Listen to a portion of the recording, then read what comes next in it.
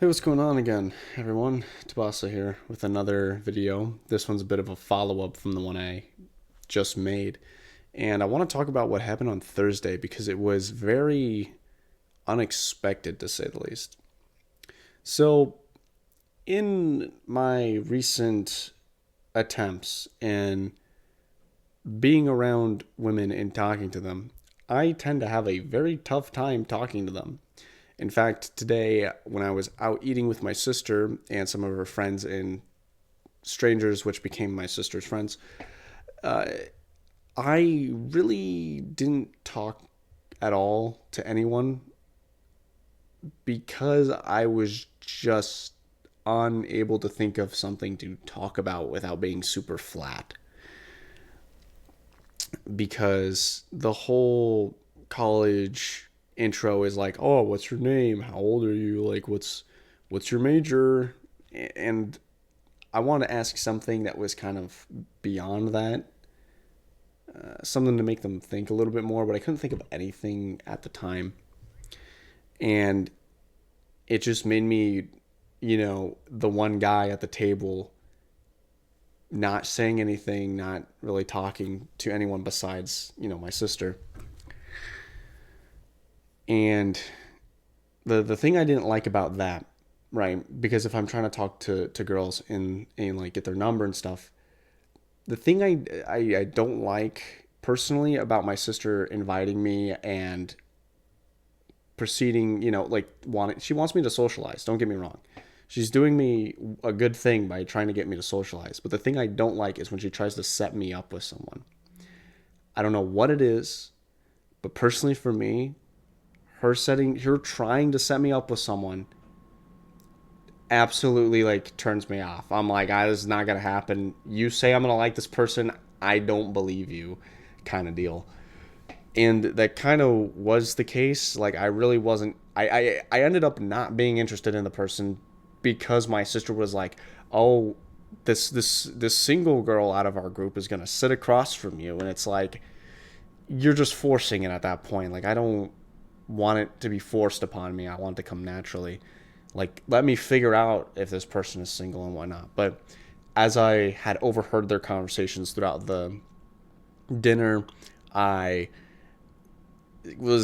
I just added more proof onto why I was like, I'm not interested. So that's fine that it didn't work out. I'm glad that my sister is trying to get me out there, and I appreciate her for that. So thank you. On a separate note, though, and why I'm bringing up Thursday is because I got a girl's number because I just talked to her about actual more like I had an actual deep question come to me. And part of me doesn't want to like recycle the same deep question. Like I could have totally used the deep question on Friday, but I feel like that because they were, you know, and we're in public for the most part, like we're in public, but it's a friend group, right? If I'm asking a deep question, it's more so targeted towards only one person, but I know that people around the friend group are going to hear and they're going to try and like chime in, and then it becomes this entire long hour conversation of talking about one specific thing when we could be moving the conversation forward with other things. So anyway, Thursday, this girl I know because I had previously like the year, was it a year ago? I think it was like a year and a half ago. I was her like a teaching assistant, which if you're a teaching assistant and you're tutoring someone at that time, you can't have any relationships or whatever. But because I'm no longer teaching for this person, you know, it's fine now. Now, let me preface, I haven't made any moves yet. I have no idea what I'm going to expect, and I'll bring up why later. But I had asked her the question of, I think it was something along the lines of, do you believe freedom exists? And if so, do you think you practice it? And her response, she brought up a bunch of different responses. I'm gonna keep obviously anonymous for privacy reasons, but she had mentioned to me how she believes that there's kind of like a give and take. Obviously, we have morality, we have a bit of the social aspect, if you will, of how we believe people will judge us based off of what we say. And it was a well thought out answer. And one of the things she brought up was, I usually don't say some of the stuff uh, on social media because some of the friends I have, I know they won't like what I have to say. And that kind of intrigued me a little bit. And I then followed up by asking, well, why wouldn't you just, cut those people off, right? If they're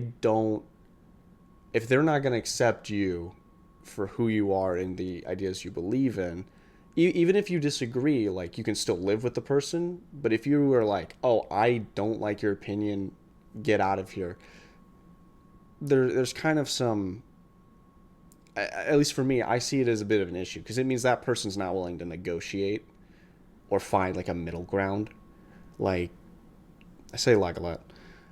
For instance, back in high school, I had a friend, and her and I were complete opposites of like the political spectrum, because when I was in high school, I was a little bit into politics, but we were still friends because we both had the respect and decency to understand that we're both trying to solve a problem.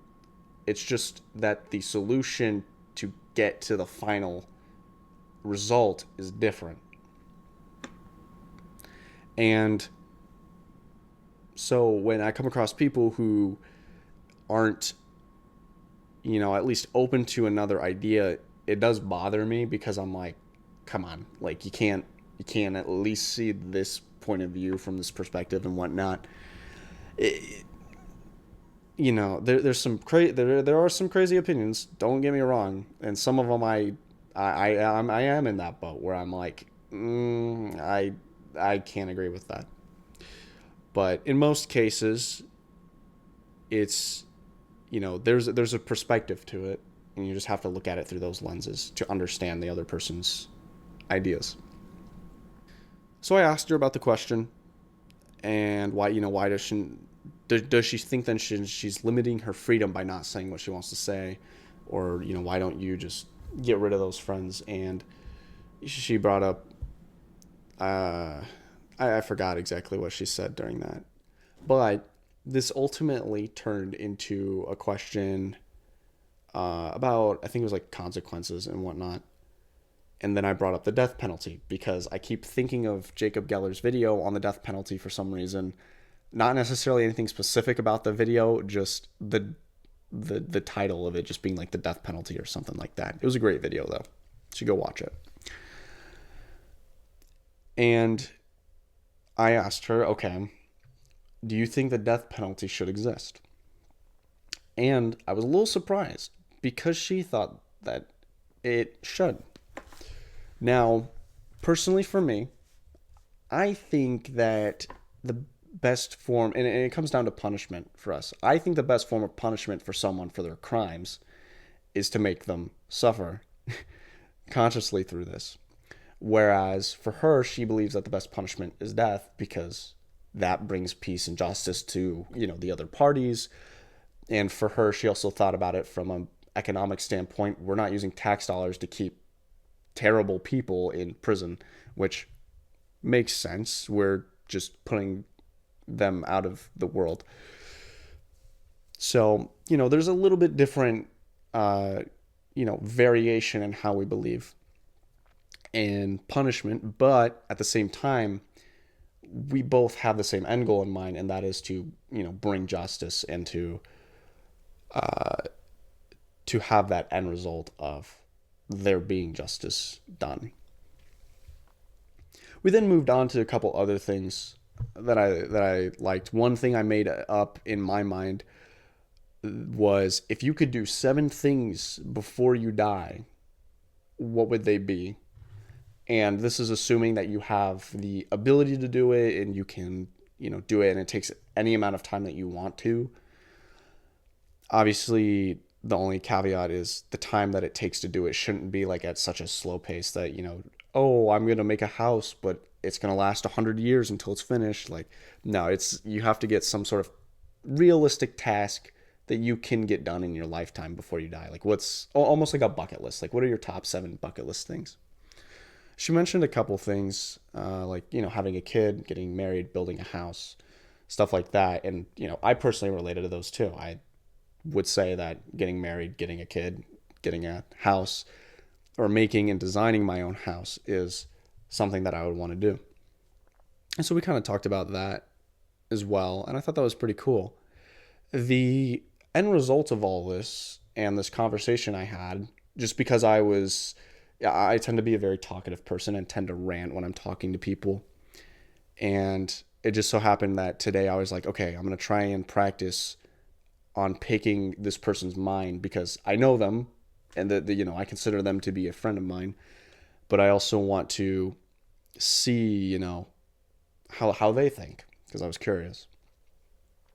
What I didn't expect though was later that night she had replied to an email that I sent a long time ago because I sent her my a picture of my costume for Halloween because this was after the whole fact of TAing, and I think we were talking about just Halloween costumes in general because I was going as Patrick Bateman and we happened to see each other at this party. But she had replied to it with her Instagram and with her phone number, which I did not expect. And that's for me what kind of turned my week around because I was like, holy crap, I did it. Like, I actually talked to a girl and didn't have it be, super like shallow, awkward, or boring.